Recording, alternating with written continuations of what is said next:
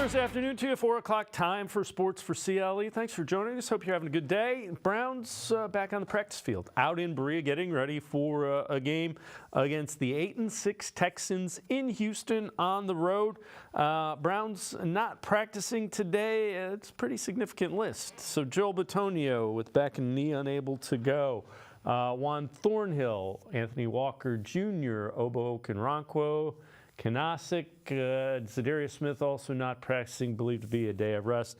Ethan Posick was back on the field today practicing.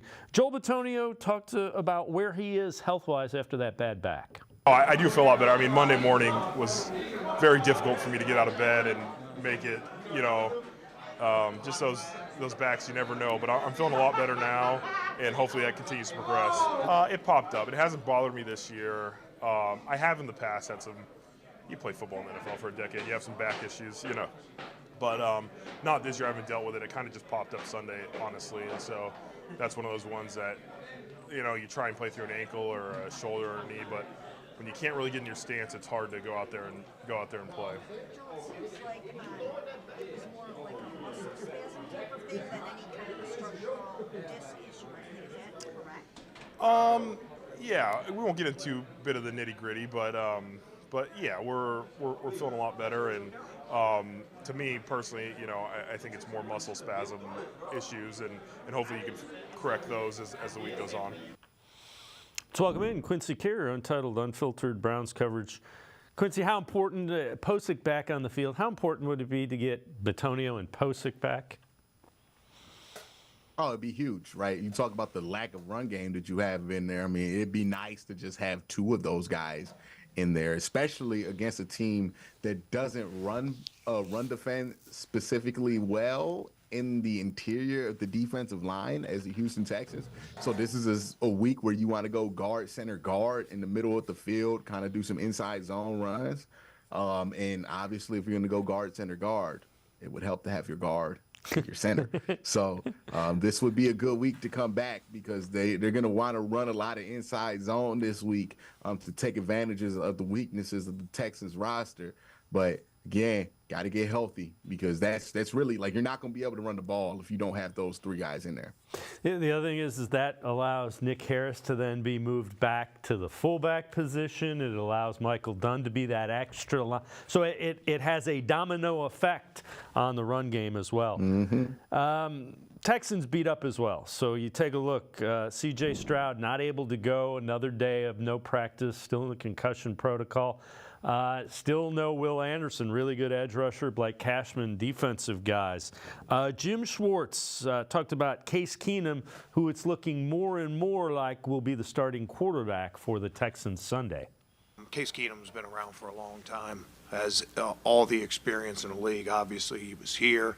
He led the Vikings to an NFC Championship game. I was in Philly when we played him.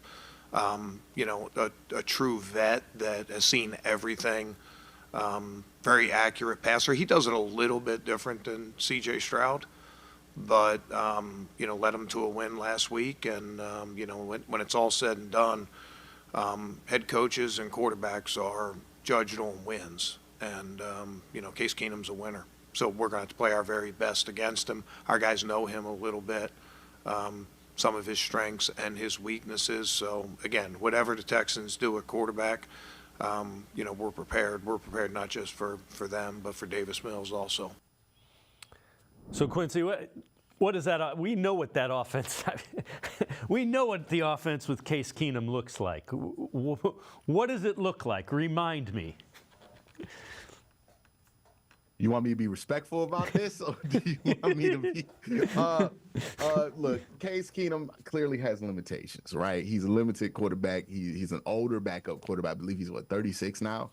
Ours is 38. Remember, Joe Flacco's 38. He's young. Flacco's 38. If he's 36. Yeah. Well, the Flacco was also a starting quarterback in the league for like 10, 15 years. Like, Case Keenum's never been that.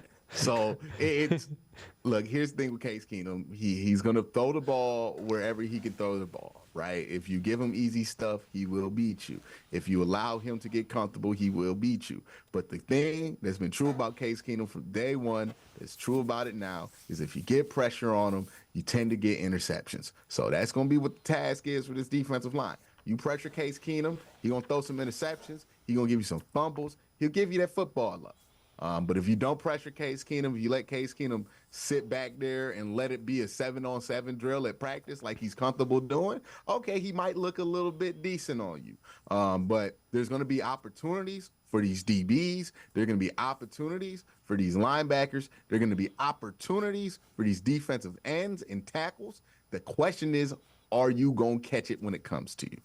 Yeah, and the other thing is, tight man coverage, don't give them anything because they're lacking some explosion without Tank Dell and with Nico Collins being less than 100. I would expect them to play tight man coverage and get after the quarterback.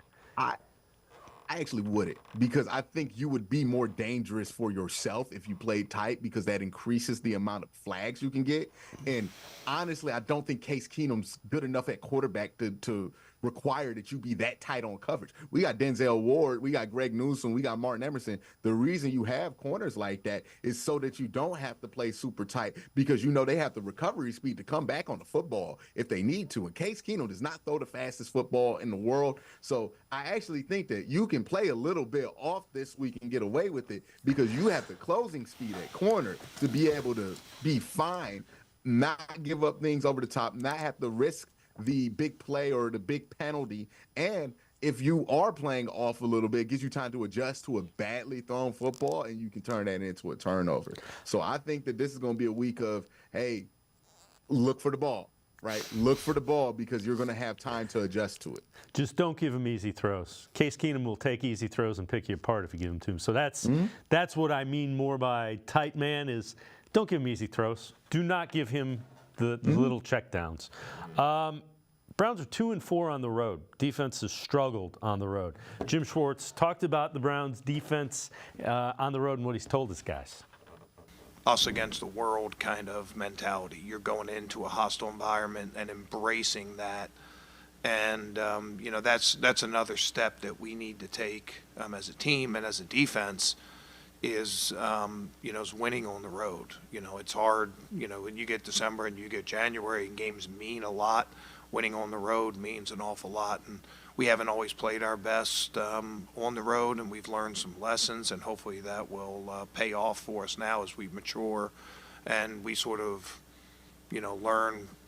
learn how to deal with it and what's at stake. We get a lot of energy from our home crowd, right? Every single one of our guys will talk about that, right? And it's, how much the dog pound and everything else sort of helps us to have the things that we value, right? The effort and the personality and the swag and the physical toughness, all those things we feed off of our crowd, but we got to manufacture it a little bit more on the road. And the best way to manufacture it is to sort of create that us against the world, going into the Lions Den kind of thing. It'll be a great environment. Houston's battling for the division lead.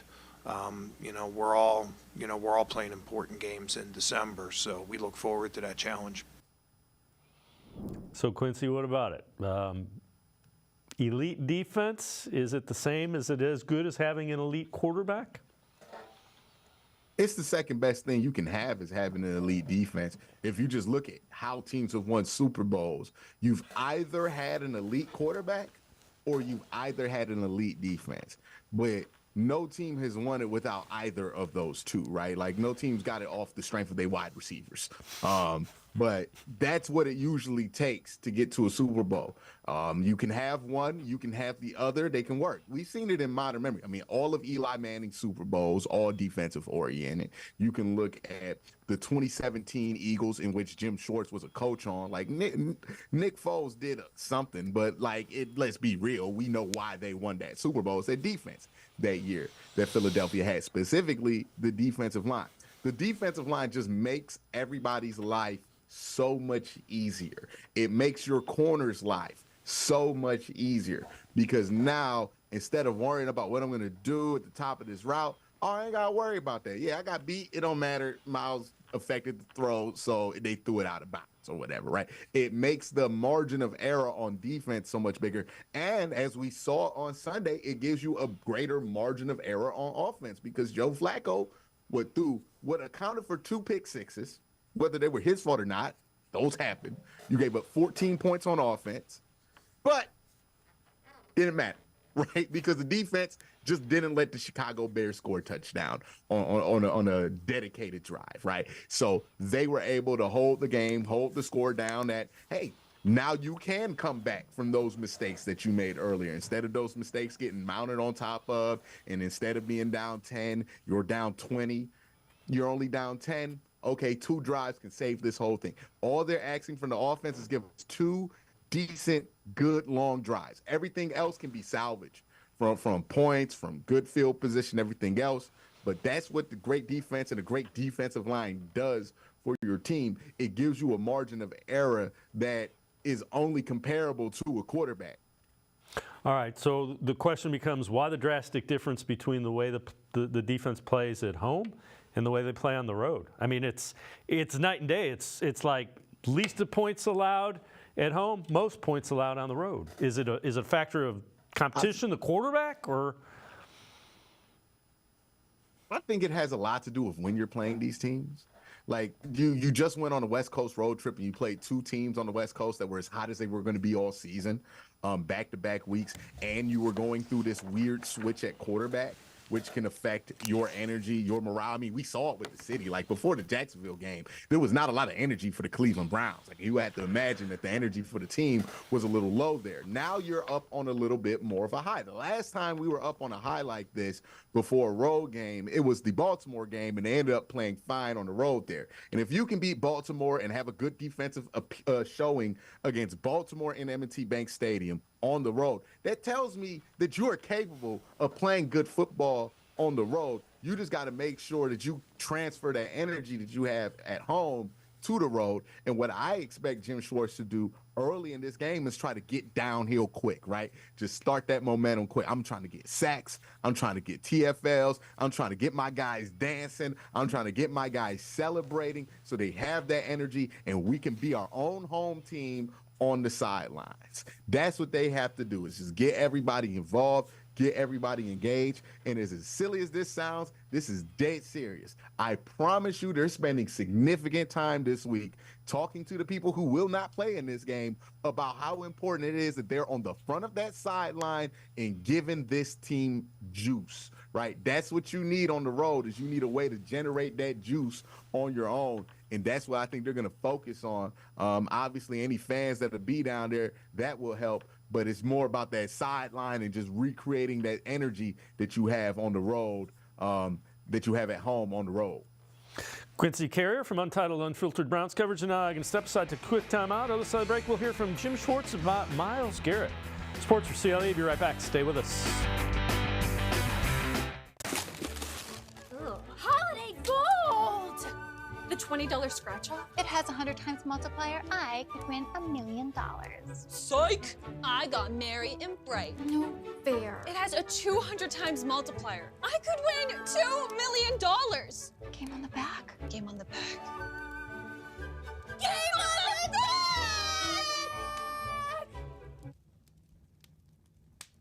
Game on the back! Game on the back! Game on the back! Game.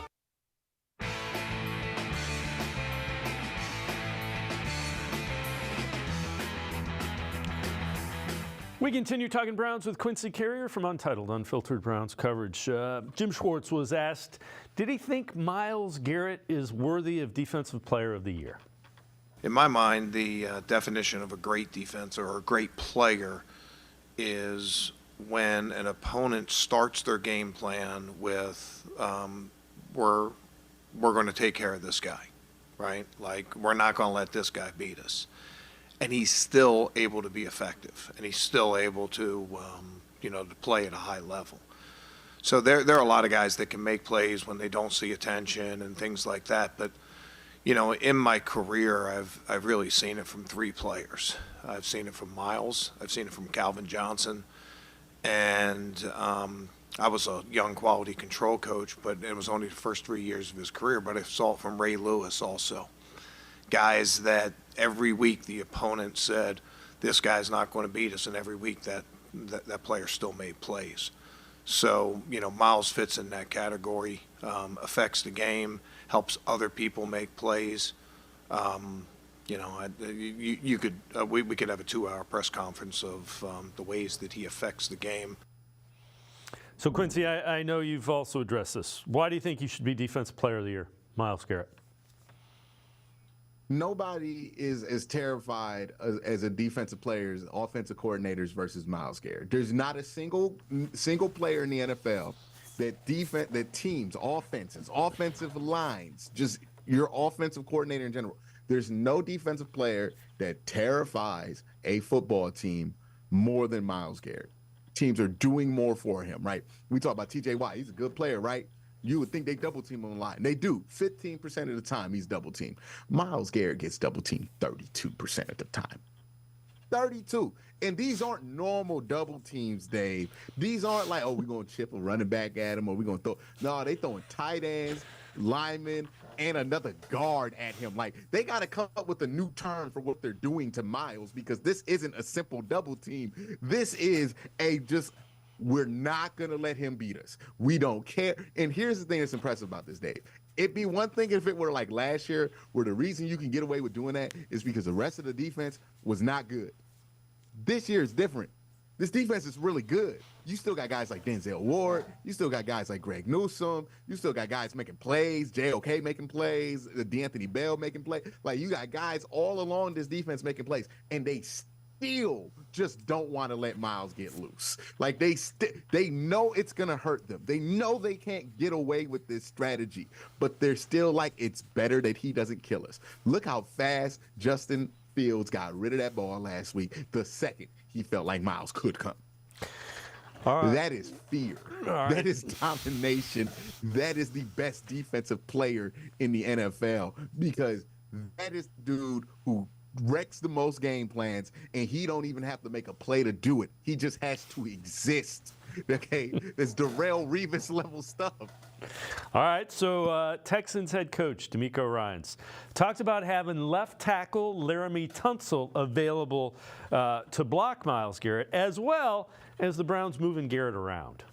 You have to be aware of where he is at all times. Everyone understands where he is on the edge, right? And guys, you try to handle him with two at times, but then he lines up over the center at times. You just have to know where he is and, be on it with the protection and the communication of how we're handling where he is all across the line of scrimmage. But just, when you have a player who can move around like that and be effective when he moves around, it's tough, right? And it's tough for everybody. That's why he's probably one of the top 5 in the league in sacks, right? Tackles for loss. He's a disruptive player, right? And he's done it for a long time.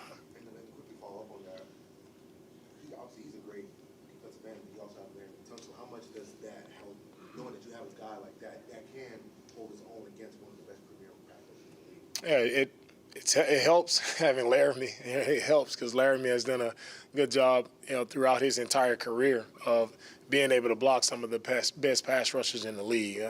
You can't move Laramie around and match him up with Myles all the time. So, everybody will have their opportunity, right? And everybody just has to, do their best, stand up, do their best. And it's all about our operation as well, making sure, not just O-line, tight ends, backs, quarterbacks, receivers, making sure we're operating on time, we're efficient with our offense, right? And that helps as well.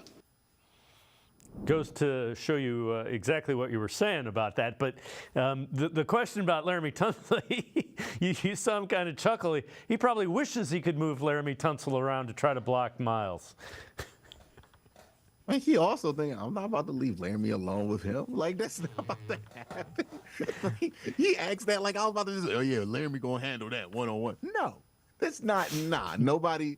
They did that with Trent Williams and it didn't work. They had to put the 2 on him with Trent Williams. Like, at that point, you just have to concede, hey, man, this is different, right? Like, this is just completely different. Myles is the type of player that plays, that's so good that people ask him how they did when they're job is to stop him. Okay, like, how many tackles have asked Myles Garrett for advice after they played them. I couldn't imagine how good somebody would have to be at football for them to dust me up all game and be like, hey, man, was I that bad or were you that good? Like, that's where he's at right now. So, yeah, I imagine, look, Laramie going to be there. They're going to have other guys on him. The part of identifying where Myles is saying, hey, 2 on him. At the very least, 2 on. I don't care where you slide this, 2 on him. That's what you have to do. So, yeah, they're good. Look, I don't think D'Amico Ryans is going to play no games with that. I think he's going to put 2 on Myles no matter what. So one player who just keeps getting better and better is Jeremiah Owusu-Koramoah, keeps showing up. Defensive coordinator Jim Schwartz talked about JOK's role and how it's expanding in this defense. I would say this about JOK, where he's getting more and more involved in all our packages. His step as a young player was sort of mastering his own position first. And, you know, he had a little bit of ups and downs, but he was making good progress. He's played at a really high level the last month or so. And we've made a big point to try to get him more on those things. It's puts more on his plate, having to do techniques that he hasn't done before, lead the huddle, do those kind of things that he hasn't done before. But, you know, Sione did a good job on that play. Sione did exactly what he was supposed to do. And, you know, that's generally been Anthony Walker's position, you know. And then, you know, a short week, well, not a short week, but when AWOL couldn't play before the game, it's probably a little bit too late to get Jeremiah in that role. But you're going to see Jeremiah in some of those third down roles. It's time for him not to leave the field for us. You know what I mean? And you know, it's gonna be a little bit more ask of him, and but he's up for it. And you can tell Jim Schwartz has a plan for the next level of JOK. What have you seen from him this year? Oh, I've seen a dude who's been making a ton of plays at that linebacker position, and I think Jim Schwartz is like, all right. I think he even said it at the press conference where he's like, hey, man, it's time for JOK to not leave the field. Like, I don't know if he's going to be the Mike, but he's going to be something on this team because they think he's that level of playmaker, especially when you have this level of defensive line play around him. It allows him to be more free. So we might just be seeing the beginning of JOK, Dave. Like, like once they start getting him on the field every play, that's when you can start comparing him to the Roquan Smiths and the Fred Warners of the world. Because right before this, he's kind of just been asked to be a role player. Where there's times where he's in the game plan, he's not in the game plan. Now this seems like there's a serious commitment to making sure that JOK is an every down player for this team, and that's when he can start really having a great impact to this team and add his name to Myles and Denzel when we talk about this team as far as like, hey, the best players on the defense. Quincy, Carrier and I are going to step aside, take a quick time out. Other side of the break, we'll talk a little bit about Kevin Stefanski, some Joe Flacco, just to show you where he ranks all time in playoff football. It's really interesting. Sports for CLE, be right back. Stay with us. Come back to go forward. Back to learning new things. Back to pursuing your dreams. Tri-C has flexible learning options to fit your life. And every year, more than 1,000 local companies provide Tri-C students with real-world learning. The right education can boost your lifetime earning power by hundreds of thousands of dollars. Start now with a college education you can afford. Tri-C, where futures begin.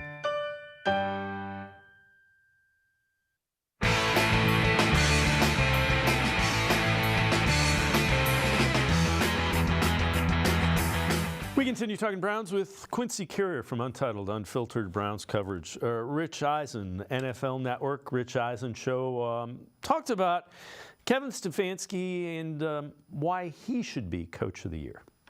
He had Watson, then he didn't. Then he had P.J. Walker, and they beat the 49ers.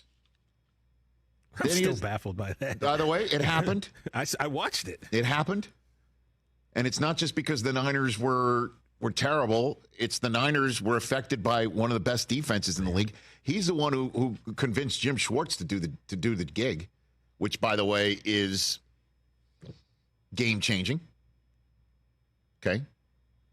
So there's that. he's also then, after P.J. Walker seems to lose his, mojo, Watson comes back, isn't really all that healthy until he plays the game of his Browns career, right? Beating the Ravens. And then we learn, he played that game with a shoulder that was so bad it needs surgery. And a high ankle sprain, right? And poof, he's gone. And so it's not going to be P.J. Walker. We got to turn to DTR. Wins with him, and then he gets concussed. And let's go call Joe Flacco up. And he is balling. Oh, and Nick Chubb's gone, and they bring Kareem Hunt back. And look at the Jets. That's what happens when you don't have the right plan and the right offensive mindset to fix it on the fly. All right, Quincy, you make the case. What's your case for Kevin Stefanski as coach of the year, and how's he doing it? If you are a spades player in the audience right now, I will use an analogy. Kevin Stefanski got dealt a hand this year with nothing but low clubs and hearts, right? No books in that hand. You look at it, might be 2. He got 9 and he's counting. That's what he's on right now. He has 9 and he's counting. Look, coach of the year is about how well you play your cards. And there were some coaches that got dealt a good hand and they played those hands solidly and they have good records. There are some coaches that got dealt a little bit of a bad hand. But he has the 3rd best record in the AFC right now. 3rd best record. 7th best record in football right now. With the worst dealt hand I've ever seen a coach get, okay, on the offensive side of the ball. That's what Coach of the Year is all about, right? Is what can you do with as little as you've been dealt, and he has been dealt every bad card in the deck, and he's still finding a way to turn it into books, wins, W's. That's Coach of the Year. That's the stuff that we give Mike Tomlin credit for, right? Oh, man, he don't ever go under 5. Anything can happen to Pittsburgh. He should win Coach of the Year for going 5. How many times we heard that when he had Duck Hodges out there? Oh, yeah, he should get Coach of the Year because he got Duck Hodges to 8 wins. We done got 4 quarterbacks, 4 of them. Dave, we're just now about to start for the first time all season, a quarterback for more than 4 games. Yep. Well, more than 3 games. It is week 16, which tells me, Dave, this been going on all season. It ain't like he just dealt with 3 quarterbacks in the last month. Nah, man, he's been having to pull dudes in, put guys out, pull dudes in, put guys out at the most important position. And we ain't even talked about the offensive line. We haven't even talked about the fact that Nick Chubb went out in 5 quarters into the season. We haven't talked about any of that. And you know why we don't talk about it as much, Dave? Because they're 9-5. People don't think that they've been through this much, because how could you go through this much and be 9-5? Which is exactly why they should be Coach of the Year, which might also be exactly why he doesn't get it, ironically enough. 26% of their salary cap is on IR. So let that sink in. Over a quarter of it. By the way, go back and look at the teams that have had similar salary cap on IR numbers as the Cleveland Browns. Ooh, those win totals are not anywhere near 9. All right. This is impressive. This is NFL on CBS tweets this out. List of quarterbacks who have 10-plus playoff wins, 25-plus playoff touchdowns. Tom Brady, Peyton Manning, Joe Montana, Brett Favre, Aaron Rodgers, Ben Roethlisberger, Patrick Mahomes, Terry Bradshaw, John Elway, and the Browns' current quarterback, Joe Flacco. That's it in the history of the NFL. 10 playoff wins, 25 playoff touchdowns. Only one of them, 2 of them will be in the playoffs this year, Mahomes and Flacco. Think about that. Yeah, hey, man, they used to say this back in the day. Joe Flacco is like, hey, what if Andy Dalton was good in prime time? Like, that's basically what he's been his whole career. But, hey, look, we get to the playoffs. I'm all for an insane Joe Flacco, whatever gets it done. Whatever gets it done. All right, take a look at these numbers. So Flacco had 178 yards, 2 touchdowns outside of the pocket against the Bears. It's the most passing yards by any quarterback outside of the pocket in a game since the aforementioned Patrick Mahomes did it in 2018. We like to say that he's not mobile. So he has the ability to make subtle movements and find passing lanes. You got nothing. I can't explain that one. You got nothing for me. You got nothing. All right. I got nothing. I can't explain that one. Look, is he mobile? He's not. Nope. But he's getting out of there like, hey, I don't know how to explain that one. I don't know if it's pure luck or it's an element of the offense. Congratulations, Joe. Like that's an incredible stat. That's an incredible stat. All right, here you go. Flacco talked about the importance of mobility in his game. I always think it helps, like when we can facilitate getting me on the move and stuff like that. I know it's not like a huge part of my game, but I am playing my best when I'm able to move around a little bit, move the pocket here and there, and then some of the other things just kind of happen naturally. But I do think it's important, for the whole offense when you have the ability to do a couple of those things throughout the course of the game. Doesn't have to be huge movements, subtle movements to find the passing lanes. Yeah, it's kind of like Tom Brady used to do, right? Like a lot of that calisthenics in the pocket where it's like a lot of just 2 steps, 3 steps here, some side stepping here. It's kind of stuff that I was like, hey, Deshaun, do some of that because it would help him a little bit instead of just relying on his pure athleticism. So, yeah, I mean, Joe, again, veteran quarterback, kind of had to learn it by necessity because he didn't have the 4.4 speed that other guys have. And it's something to look at and think, hey, in this offense where a lot of it is built off of what you can do if you stay tall in that pocket, there's going to be some opportunities there for him, and hopefully he can continue to capitalize on that. All right, this from CBS Sports. Players from each of the playoff contenders that need to step up. From the Browns, they're going Jaron Christian, James Hudson. Christian and Hudson are getting good experience, but the offensive strategy has been stressed as a team built on running the football has struggled to do so. Joe Flacco has been better than advertised, but his protection will need to stand tall. And Christian has been pretty good. They need James Hudson to be a little bit better than he has been, I think. And I think he can be. I don't know. I think they are what they are. I think you just got to figure out a way to just not make it matter as much, right? Like that's where it comes down to just Joe Flacco getting rid of the ball quick, and he gets rid of the ball quick. You can't play a style in which their ability to block matters. I don't think you're going to get more out of Christian. And then it's been 3 years with James at this point. He is what he is, which is a solid tackle, but he struggles with bull rushers. Kind of is what it is.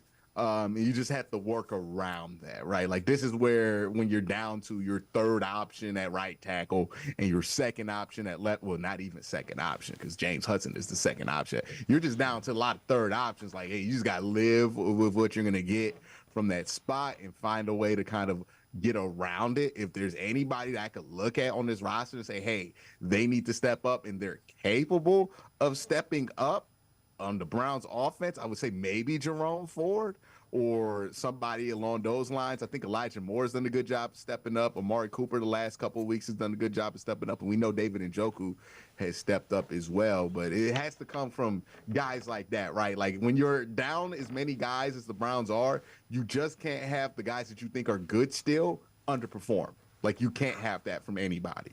So I think that's more important than like looking at somebody who's only playing because of injury and saying they need to step up. Because what Garyon Christian going to do? If Garyon Christian could step up and play starting left tackle, he would not have been available in Halloween on the street. And same thing with James Hudson, right? You wouldn't be able to have him on your rosters like your third, fourth option for a right or left tackle if you felt like he could start at tackle. So, and you wouldn't have drafted DeJuan Jones, nor would you have signed Jack Conklin if you thought he could start at tackle. Like he just kind of is what he is. There's no slight to him, no disrespect to him, but it's just, hey, you got to get that step up from other guys that you expected from, right? Even Joe Flacco. I'm not expecting Joe Flacco to step it up any more than he has just because you're getting exactly what you want out of Joe Flacco, but you do need more out of other positions. Like Cedric Tillman, for example, probably need a little bit more from him. Quincy Carrier from Untitled Unfiltered Browns coverage in Ogden. Step aside, take one more time out. We'll look a little bit closer at that Texans matchup coming up. Sports for CLE. Be right back. Stay with us. The Ohio Lottery Partners in Education program is dedicated to recognizing exceptional students, teachers, and schools throughout Ohio. Scan the QR code on screen to nominate students and teachers as Academic All-Stars and Teachers of the Month. They must be currently enrolled or teach in grades K through 12. Is your K through 12 school developing students' literacy skills to achieve success in reading? If so, you can nominate your school for the School of the Year. Students can win $100, teachers can win $500, and schools can win $2,500. Scan the QR code, fill out the forms, and nominate deserving students, teachers, and schools today. The Ohio Lottery Partners in Education program takes pride in honoring exceptional students, teachers, and schools across Ohio. Submit your nomination today. It's fun, fast, and free.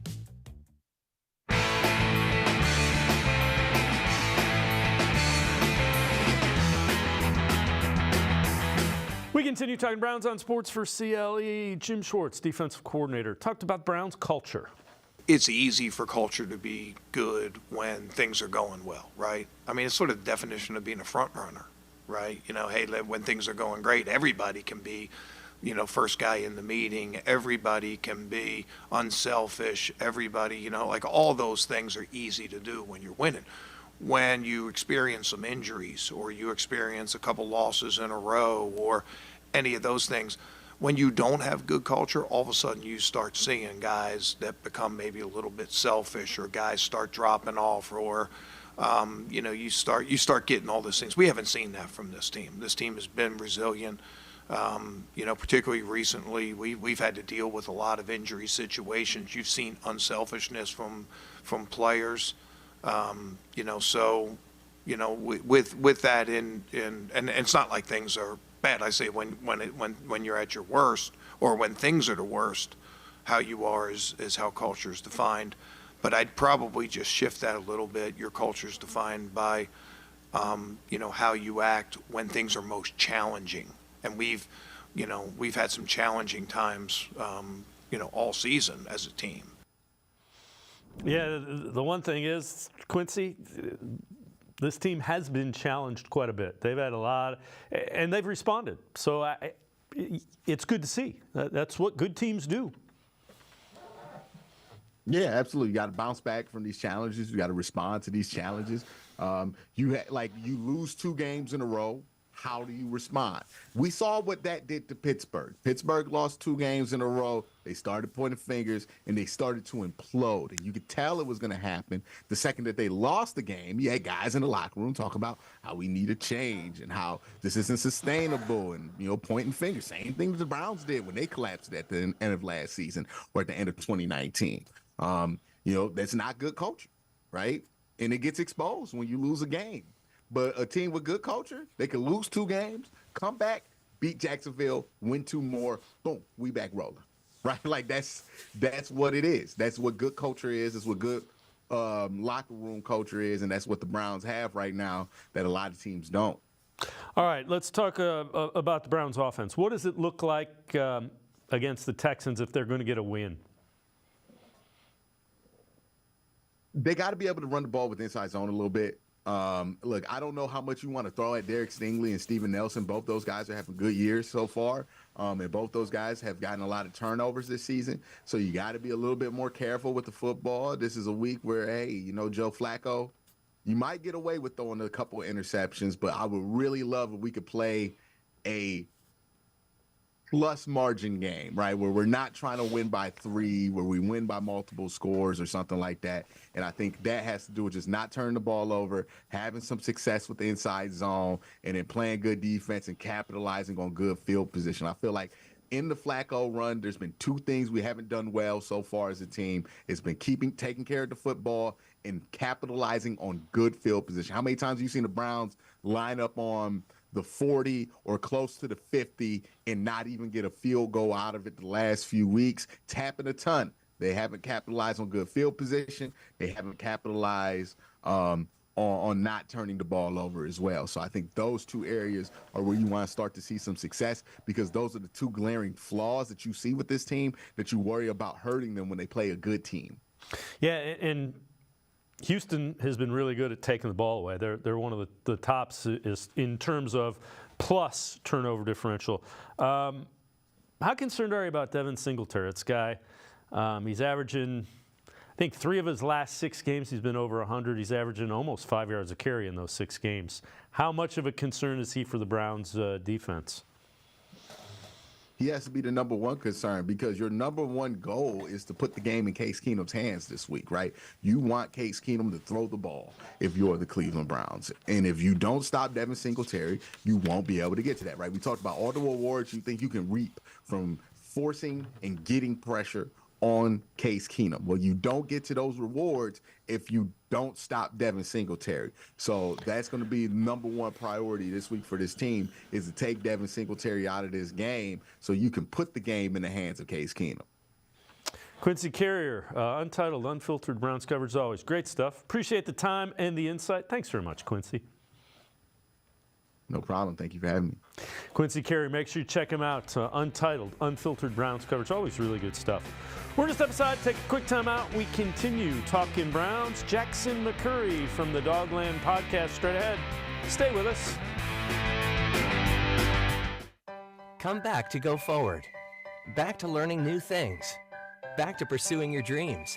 Tri-C has flexible learning options to fit your life. And every year, more than 1,000 local companies provide Tri-C students with real-world learning. The right education can boost your lifetime earning power by hundreds of thousands of dollars. Start now with a college education you can afford. Tri-C, where futures begin.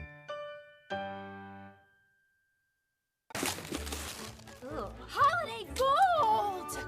The $20 scratch-off? It has 100 times multiplier. I could win $1 million.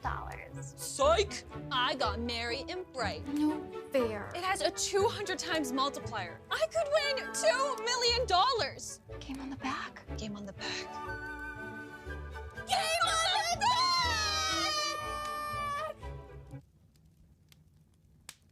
Game on the back! Game on the back! Game on the back! I am powerful beyond my wildest imagination. I will define my future. I will keep challenging myself to improve. Because I am a future leader of this great nation. I will be responsible for raising a beautiful family. And educating not only my generation, but many more to come. I will make a difference in my community. And I will stand up for what I believe in. I will not settle for simply chasing my dreams. I will achieve them. Because I was given a chance. An opportunity. A home. At Family, Career, and Community Leaders of America. The ultimate leadership experience. FCCLA has been one of the greatest experiences of my life. It's made me who I am today. Join us. We'll build a new future together.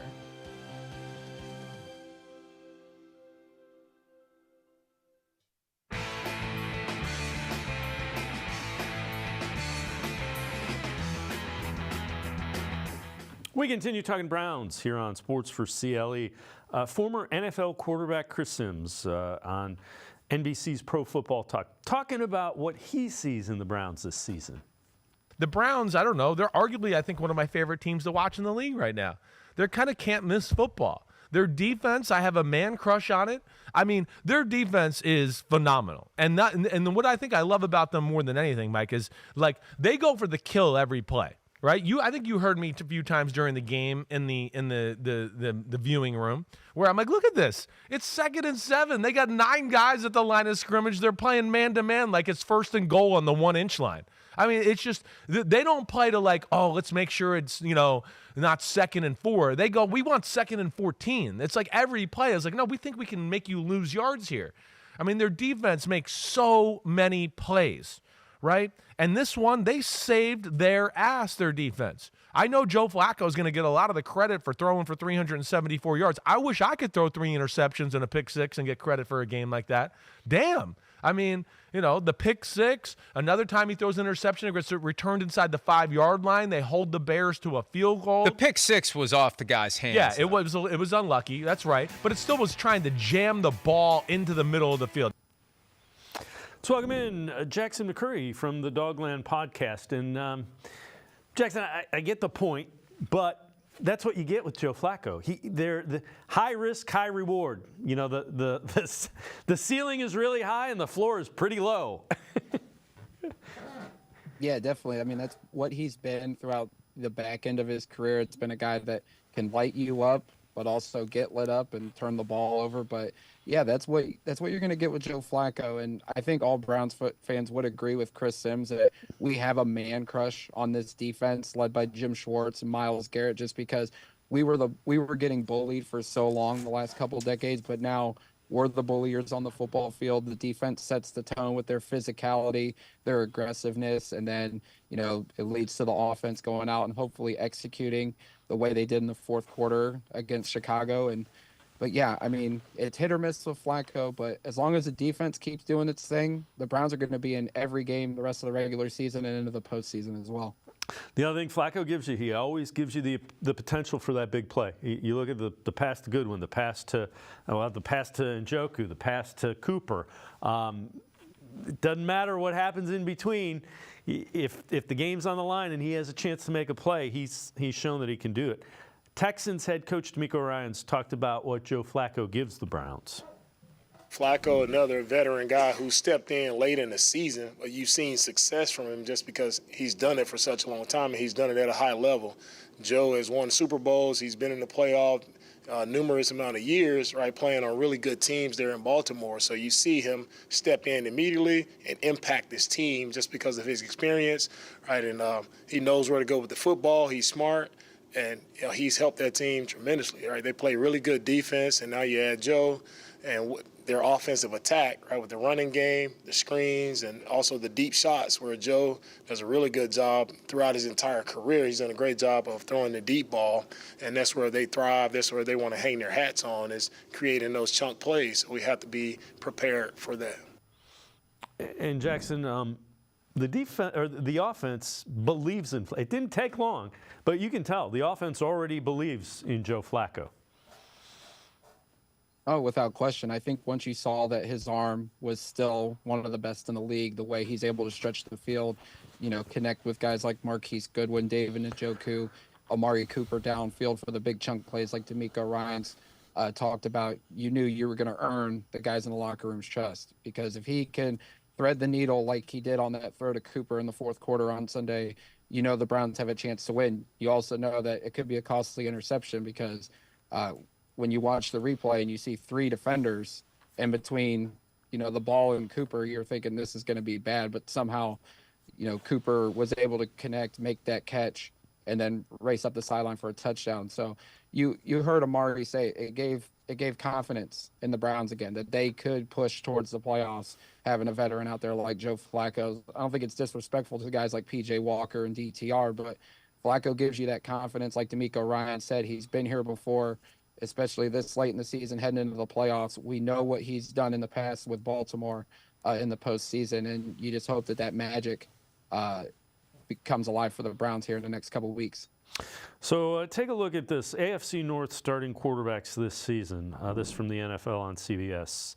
Ravens have had one, Lamar Jackson. Browns have had four, Deshaun Watson, P.J. Walker, Dorian Thompson-Robinson, and Joe Flacco. Flacco will start his fourth consecutive game this week. First time the Browns have had the same quarterback start 4 games in a row all season. Bengals have had 2, Burrow and Browning. Steelers, that's a mess. That Kenny Pickett, Mitchell Trubisky, Mason Rudolph kind of reminds me of the quarterback situation for the Browns since '99. Anyway, I digress. What that shows, Ravens have a 2-game lead because they've had consistency and stability at the quarterback position. Yeah, and history shows that you wouldn't have expected that out of Lamar, because I think every season he's been banged up at some point in the season, had to have missed a game, but he's been able to stay out there on the field, stay healthy, and you know the offense is starting to really take off in Baltimore. But yeah, the uncertainty at quarterback around the rest of the division. I mean, you would think the Browns would be in a bad situation, much like Pittsburgh, but for some reason, Dave, these quarterbacks, no matter who's been out there, have found a way to win, I think credit goes to how Andrew Berry constructed this team and how Kevin Stefanski and his coaching staff have brought in the best out of players. I mean, when you're down to your, third string offensive line, basically outside of Wyatt Teller, the secondary with their injuries and the fact that we're 9-5, I mean, it's a testament to the entire organization, the way that they've, salvaged every obstacle thrown at them this season. It's been quite a thrill to watch for sure. Well, if the Browns can find a way to get a win in Houston, they get 10 wins probably in the playoffs. Playoffs are likely at this point. Colin Cowherd took a look at some projected playoff first-round matchups and made predictions on them. This from The Herd with Colin Cowherd. This one's interesting. Browns a 5 seed, Jaguars a 4 seed. So I'm going to let you have an opinion and then unveil an interesting truth about this game. Who would you take? So the problem here is the recency bias. Jags are struggling. We just saw them on Sunday night. They do not look good at all. The defense can't stop anybody. The offense can't protect Lawrence. Lawrence hasn't been great. Amazing defense in the Browns. January Joe Flacco. I think I would probably lean to the Browns here. I would take the Browns. The Browns lead the NFL in giveaways. The Jags lead the NFL in takeaways. I would take the Jags. See, this is a classic. When the playoffs start, I get Trevor Lawrence at home with a defense that takes the ball away. Yeah, but this team's not good at home. Hold on. I think they're like 3-5 at home, or bad record at home this year. They've lost a bunch of games. I'm going Jags. They do not have. They have a better road record than home record, being Jacksonville, and the Browns beat them here in Cleveland. I get the thought of all the potential first-round matchups. If you tell me I got to go on the road, that's the one I'm taking, and I think the Browns beat Jacksonville on the road. Yeah, I definitely agree. I just think the Browns are ascending at the right time. Jacksonville is descending at the wrong time. Like, they've struggled the last few weeks. Trevor Lawrence has been banged up. First the ankle injury, now he's in concussion protocol. Their defense has been banged up. Their secondary is not very good. The Browns exposed it when they were up here a couple weeks ago. I just think right now Cleveland's the better team. I agree with Jason McIntyre. I just think Cleveland's better right now. We know Flacco's track record in the postseason. We have one of the better defenses in the league. I mean, I would go Cleveland right now. I feel good if we go to Jacksonville. Indy, we know that was tough. This is a completely different Browns team. And then if Houston wins, obviously we'll get a look at them this weekend, but they've got injuries right now. Collins is out, Stroud's out, Will Anderson. That could be a completely different team if Houston comes away with the division and we play them. But if we play Jacksonville, which it looks like it'll be right now, but it's such a tight battle in that division, I feel good about the Browns' chances going to South Florida and getting the job done. Jackson McCurry from the Dawland podcast and Noggin Step Side. Take one more time out. Other side of the break, we'll dive in a little deeper to the Texans-Browns matchup. Sports4CLE, be right back. Stay with us. Holiday gold! The $20 scratch-off? It has 100 times multiplier. I could win $1 million. Psych! I got merry and bright. No fair. It has a 200 times multiplier. I could win $2 million. Game on the back. Game on the back. Game on the back!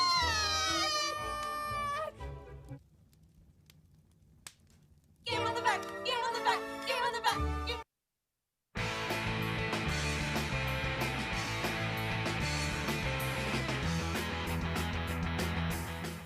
We continue talking Browns with Jackson McCurry from the Dogland podcast. Texans head coach DeMeco Ryans talked about Myles Garrett. Myles is one of the top rushers, top defensive ends in this league. Everybody understands, that he is one of the best players. Each and every year that he's been in the league, he's a problem. And we have our hands full for sure. How do you handle him? That's the key for everybody that goes against him. How do you handle such a tremendous player, right? Run game, pass game. They do a great job of moving him around as well, so he's not just always on the edge. Myles is an exceptional talent, right? Truly generational talent who's done great things in the league. Jackson, will be interesting to see. Ryans is a guy who really good defensive coordinator, so it'll be interesting to see how they deal with Myles Garrett. Yeah, it's going to be an interesting battle to watch. Obviously, we know what Laramie Tunsil is as a left tackle. That's going to be like one of the key matchups in Sunday's game, but he's banged up, and the rest of the offensive line, Dave, is not that good. So you would imagine that Jim Schwartz has a solid game plan to get Myles on in a one-on-one matchup against a weaker opponent than Tunsil, maybe put him on the other side and have Zadarius go against Tunsil. But we know Myles, he can be a game wrecker. Tennessee pressured Case Keenum 10 times last week, forced him into 4 possible turnover-worthy throws. So I think that's going to be the plan, is for the Browns to dial up some pressure on Keenum, hopefully get him to hold on to the ball so our front seven can make some big plays, which they have all season. But Myles, if he wants to get back in the Defensive Player of the Year race, there's a few weeks left. They're going up against some weaker quarterbacks and weak offensive lines. This could be where Myles inserts himself back in with some dominant performance here down the stretch. So this is from the NFL Stats tweeting this out. Teams with the worst yards per carry this season. Buccaneers are the worst at 3.5. Ravens, Raiders rather, and Jaguars 3.6. Saints 3.7. And then tied for 5th, Chargers and Texans at 3.8 per carry. Texans have been better as of late. Singletary has kind of gotten things going. How important is that to kind of take away that run threat? Oh, it's very important, because then you force Case Keenum into having to throw more, having to make more decision-making, throwing the football down the field. Hopefully leads to him holding onto the ball longer. Singletary is definitely the key back in the Texans offense. Dameon Pierce has majorly regressed since his solid rookie season. Singletary, like you said, has been great as of late. But when you look, they're not that great run blocking this year. They're one spot ahead of the Browns in terms of run blocking. We know about Laramie Tunsil, like I said, but the rest of their line's not that great. So this is where the Browns, the defensive front's going to have to shut down the run early, force Keenum into having to throw the ball. And I think that's where our linebackers and our secondary will be able to attack against what's a weakened Texans receiving core. All right, when you look at the Browns offense, what do you think it looks like in this one against the Texans defense? If they can get the running game going, I think that would be huge. Obviously, with how our offensive line has been the last several weeks in terms of injuries, it's not that great. You hope Bitonio and Posick will be able to go out there to get some stability and hopefully get the running game going. But if not, it's going to come down to Flacco and his arm. Houston has a great secondary, or pretty good secondary. Derek Stingley, Steven Nelson, Jimmy Ward is a talented group. So the Browns receivers are in for a good matchup, obviously. But, the Texans defense is banged up. Will Anderson's going to likely be out. Blake Cashman, one of their top linebackers. So you hope the passing game can continue to stay hot, but at the same time, try to get more of a balanced offense out there, get the running game going, hopefully, and, ease some of the load on Joe Flacco, because he's had to do a lot the last 3 weeks. So you got to hope Jerome Ford, Pierre Strong, Kareem Hunt can step up. The offensive line can get things back going, and the running game can get going again as well. You mentioned, the secondary is pretty good. Does that scream screen game, Njoku? What do you think the passing game looks like? I could definitely see the screen game being a factor here. Try to get, the tight end screens have been effective with Njoku this year. And as far as the running back screens, potentially get Pierre Strong out there in open space. We've seen what he's been able to do against Seattle with that 41-yard catch. But some of the screen game, some of the quick passing game, get, Njoku and Cooper going early. And then potentially, if you see a weakness, attack them in the deep game. Marquise Goodwin, Cedric Tillman was effective in the vertical game at Tennessee. Maybe get something going for him. As long as he runs the right route. We know he's had some of those mistakes the last couple of weeks, but they can get the screen game going. I think that'll open things up in the passing game for sure. Browns have struggled on the road. How do they cure that? What does this one have to look like if the Browns are going to get their 10th win of the year? I think forcing turnovers is the biggest thing on defense. We've seen it in Baltimore. We've seen it in other spots this season on the road where they have forced turnovers, and that's gotten the defense going. We've seen it in Indy. I mentioned the comeback against Baltimore. If they can force some turnovers, quiet the noise, especially in that enclosed environment in Houston, I think that can get the defense rolling, but they just got to apply the pressure on Keenum. Last week, Tennessee gave him 2.8 seconds to throw. His career average was 2.6. So they can get him to hold onto the ball a little longer, dial up some pressure by Myles Garrett, Zadarius Smith, among others on the defensive front. I think that'll force Keenum into making some bad decisions and hopefully lead some more turnovers on the defense and giving the Browns an opportunity to win. Jackson McCurry, as always, appreciate the time and the insight. Thanks very much, Jackson. Thank you, Dave. Happy holidays to you, all the crew over there, and as well as our listeners as well. Happy holidays and appreciate it, Jackson McCurry. As always, good stuff.